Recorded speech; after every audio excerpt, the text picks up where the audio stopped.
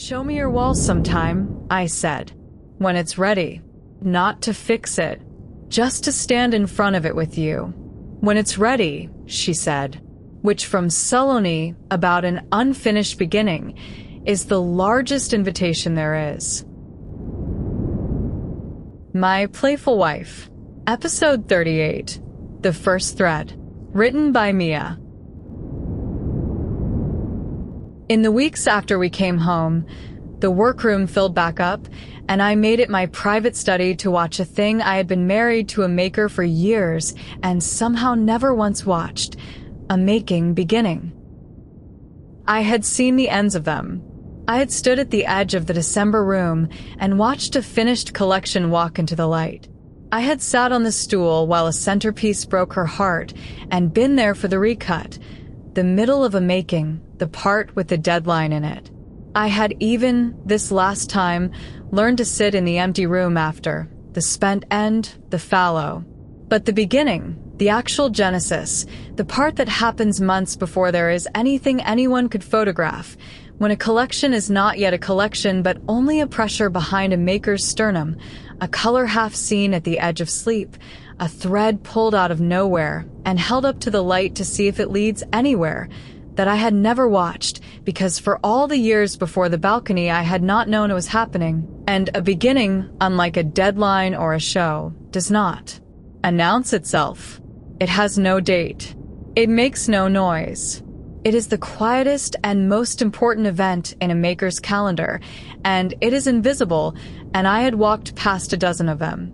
I have wondered since how many beginnings I have failed to witness, and not only hers, how many first stirrings, and how many people I have loved, I have missed entirely, because beginnings are silent and undated and so easy to mistake for moods.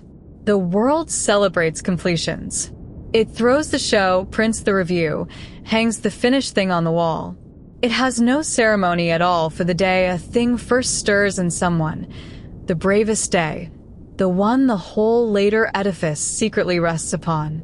We are a species that applauds arrivals and sleeps through departures, and a beginning is a departure, the quietest one there is, someone slipping off the safe shore of the not yet started, alone, unwaved off, into open water. I did not walk past this one.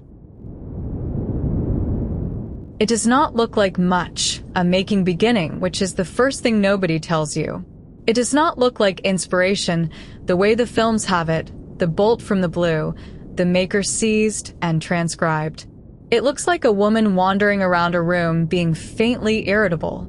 I say this with love, and she would say it of herself, because she knows her own weather better than anyone alive. The maker at the start of a thing is not the serene priestess of the popular imagination, receiving the muse with an upturned face. She is closer to a person trying to remember a word that is on the tip of the tongue and will not come. The same low itch, the same circling, the same maddening nearness of a thing that refuses to fully arrive. To live alongside it is to learn not to take the irritability personally, to understand that the frown aimed vaguely in your direction across the dinner table is not about you at all, but about a color 3 rooms deep inside her that has not yet agreed to be seen. Saloni in the first weeks of a thing is not serene. She is restless, distractible, a little raw, prone to standing in the middle of the workroom holding a length of cloth and frowning at it as though it had insulted her. She pinned things to the wall, a scrap of indigo, a photograph torn from somewhere, a leaf, a paint chip, a length of the plain undyed base she had laid her hand on the day we came home, and then took half of them down again, and then put one back, and the wall became, over the weeks, a slow, accreting mess of fragments that meant nothing to me and everything to her. The visible outside of an argument she was having with herself below the level of language. I learned those weeks to read that wall a little the way I had learned to read the bias of cloth. Not to understand it, I will never understand it, but to recognize its moods. Some days a new scrap went up and the whole wall seemed to lean toward it, to reorganize itself around the newcomer, and those were the good days. The days when the half-seen thing had come a half-step closer. Other days she took everything down and the walls stood bare and accusing, and she moved through the house like weather. And on those days I made the chai a little more quietly and asked even less than usual, which was already almost nothing. She started 3 things and abandoned all 3. She muttered. She went quiet at dinner in a way that had nothing to do with us, and everything to do with the thing pulling at her from inside. The half-seen color she could not yet name and could not stop chasing. To the untrained eye, to the eye I had been for all the early years, it would have looked like nothing. Like a woman in a mood. Like a room getting cluttered. It is, in fact, the bravest thing I know of that anyone does routinely, without applause alone. We reserve the word courage for the loud kinds, the soldier, the rescuer, the person who runs toward the burning thing. But there is a quieter courage that no one pins a medal on. The courage of the blank page and the empty loom and the first day of any unproven thing. The nerve it takes to begin in private, with no one watching, knowing you might pour months into a nothing and have only the wasted months to show for it. The loud courage is over in a moment, adrenaline fast, half reflex. This kind has to be summoned cold, in daylight, again and again, with full knowledge of the odds, and I have come to think it is the rarer and by far the harder of the two. Because here is what a beginning actually asks of a person, and why I've come to think of the blank as the single most frightening place a human being can stand. To begin a thing, really begin it, a collection, a book, a marriage remade, a notebook, is to commit your hands and your months and some irreplaceable portion of your one life to a thing you cannot yet see, with no guarantee whatsoever that it will become anything at all. The finished thing, when it exists, looks inevitable. People stand in the December room and assume the collection always existed somewhere and Saloni merely fetched it. But on the day she begins, there is nothing. There is a blank wall and a bolt of plain cloth and a feeling she cannot prove to anyone, not even to herself, and the demand the work makes is that she back the feeling anyway, that she pour weeks into chasing a color that might lead nowhere, cut into good cloth on the strength of a hunch, stake real time. She will never get back on the faith that the half-seen thing is real and worth the seeing through. Most of the failures in a life are not failures of execution. They are failures of beginning. They are all the things never started because the blank was too frightening, the hunch too unprovable, the risk of pouring yourself into a nothing that stays a nothing too large to face. The world is full of people who could have made the thing and never began it. Their reasons are always good. The reasons not to begin are infinite, and every one of them is sensible. It might not work. The time is not right. Who am I to make this? The blank is too large. I will start when I know more. I will start when I am sure. And sureness never comes, because sureness is the reward at the end of the beginning, not the permission at its start. You do not get to be certain first and begin second. You begin uncertain, or you do not begin at all. Saloni knows this in her hands. She has made her peace with starting before she is sure, which is, in the end, the only kind of starting there has ever been. Saloni begins. Every time the fallow, and she walks back up to the blank wall and the plain cloth and stakes herself, again, on a feeling she cannot prove. I had watched her do it a dozen times without seeing it. I see it now. It is the most courageous thing in our home, and it looks like a woman being irritable near a cluttered wall. And I noticed those weeks, watching her stand at her blank, that I was doing the same thing at mine. The 5th notebook was not the first 4. The first 4 had been begun by catastrophe, written under the lash of a crisis that made their writing compulsory. I did not have to find the faith to begin them, because grief began them for me. But the 5th I had had to start cold, against no emergency, on nothing but the hunch that the awake years were worth the documenting, that there was a book in contentment as well as in catastrophe, that the quiet thing deserved the ink as much as the loud one had. Some mornings I sat at the kitchen table with the 5th notebook open to its blank cream page and felt the exact thing I now watched her feel at her wall. The vertigo of the empty, the unprovable hunch, the question of whether the thing pulling at me was real or whether I was about to pour months into a nothing. Her blank cloth and my blank page were the same blank. The first stitch and the first sentence were the same act of nerve, the small daily heroism of making the first mark on the empty, of backing the unprovable feeling with real and unrecoverable time, of beginning. We were, the two of us, in our separate rooms, doing the identical frightening thing, and I had spent years thinking her work and my scribbling had nothing to do with each other, when in fact they were the same faith practiced in different materials, thread and ink, cloth and page. Two people who had each decided, again, to bet a portion of a life on a thing they could not yet see. It moved me more than I expected, this realization, sitting at my kitchen table over a blank page while she stood at her blank wall in the next room.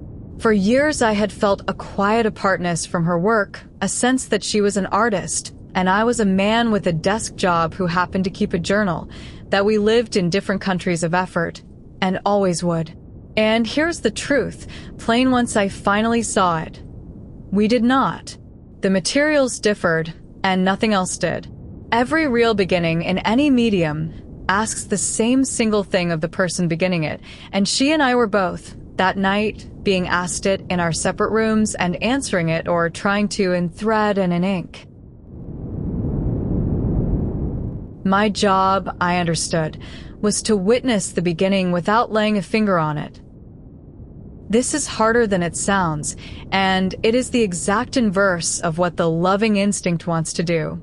The loving instinct, watching someone you adore struggle at the frightening blank, wants to help, to suggest, to encourage, to say, but what about this? To bring enthusiasm to the table like a casserole.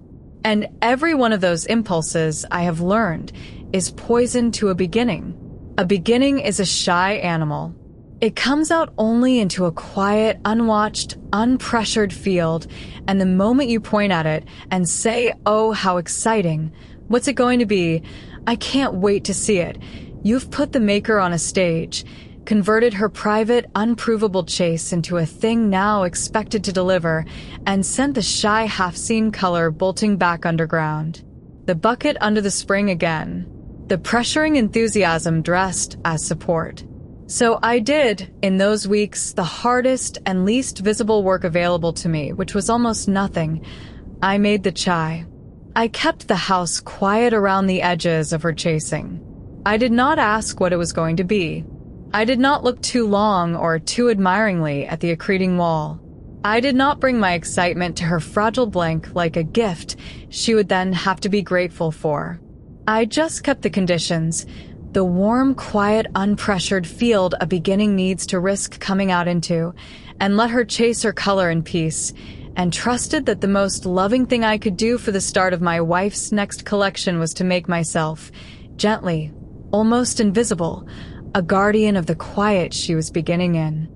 There is a kind of love that is mostly presence, and another kind that is mostly restraint, and I had spent the first half of my marriage fluent only in the first and entirely illiterate in the second. The restraint kind is harder. It is the love that does not help when helping would intrude, does not speak when speaking would crowd, does not carry its own feelings into a room that needs to stay empty for a while so that something fragile can have the space to grow in it. It looks from the outside, and sometimes even from the inside, like doing nothing at all. It is in truth the most attentive thing I know how to do, and it took me 40 years and a broken open marriage to so much as begin to learn it. There was a night late in those first weeks when she came out of the workroom and found me at the kitchen table with the 5th notebook open to a blank page I had been failing to begin for an hour, and she stopped and looked at the open empty page and looked at me, and something passed between us that we did not have to say, because we were both, at that moment, standing at our blanks. "You too," she said. Not a question. She had seen the open empty page and read the whole of it. "Me too," I said. "Some nights the page wins." She came and stood behind my chair and put both hands on my shoulders, the warm weight of them, the maker's hands, chalk still faintly on them from her own blank in the other room, and she looked down at the empty cream page over my shoulder for a while. In the lamplight, two people contemplating a blank together, and she said, "I used to think you couldn't possibly understand it. The work. I thought it was a country you'd never have a visa for." Her thumbs moved on my shoulders. "And then you started keeping these notebooks, against nothing, with no deadline making you, just because you decided the quiet was worth writing down. And I realized you'd got yourself a visa after all. You're a maker now too. A bad one, with terrible handwriting." I could hear the smile in it. I have turned that sentence over many times since, because it quietly reordered something in me. My whole life I had stood outside the country of making and assumed the border was sealed to me, that some people were makers and some were not, and I was simply, constitutionally, of the second kind, an appreciator at best, a man admiring from the cheap seats. And here was the actual maker in my house telling me the border was not where I had always thought it was, that it did not run between the talented and the rest, but between the people willing to stand at the blank and the people who are not, and that I had, without quite noticing the moment of it, crossed over. But you stand at the blank like I do. I didn't expect to get to be married to someone who stands at the blank. I reached up and put my hand over one of hers on my shoulder. The color of it, the wordless sentence, said for once almost in words. "Show me your wall sometime," I said, "when it's ready. Not to fix it, just to stand in front of it with you." "When it's ready," she said, which from Saloni, about an unfinished beginning, is the largest invitation there is. I wrote it in the 5th notebook that night, managed finally to begin the page the way you sometimes can only begin once someone has stood behind you and called you a maker. The first thread, watched a making begin for the first time in my life, the part with no date, no noise, invisible, the part one walked past a dozen times. It doesn't look like inspiration. It looks like a woman wandering a room being irritable near a cluttered wall. It is the bravest ordinary thing I know, to back a feeling you can't prove, to pour months into a thing you can't yet see, to stake real time on a hunch with no guarantee. Most failures in a life are failures of beginning. The things never started because the blank was too frightening. She begins anyway, every time the fallow ends.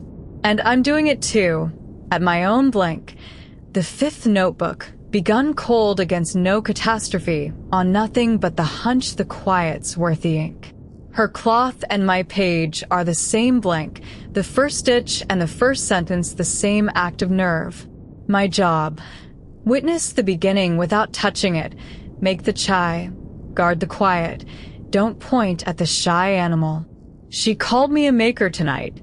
A bad one with terrible handwriting. I'll take it.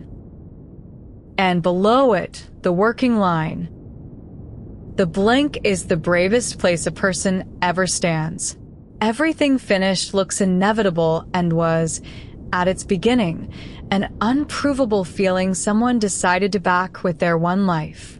Honor the beginnings, yours and the beginnings of the people you love, by guarding their quiet and never, ever pointing at the shy half-seen thing before it is ready to be seen. Make the chai. Keep the field quiet. Let the beginning come out on its own. And when you stand at your own blank, remember it is the same blank she stands at, and that the courage to make the first mark on the empty is, in the end, the only courage any making asks, and the one almost nobody gives themselves credit for, because it looks, from the outside, like nothing at all. To be continued in episode 39, The Color. simbolo di copyright mia. All rights reserved. That was episode 38 of My Playful Wife.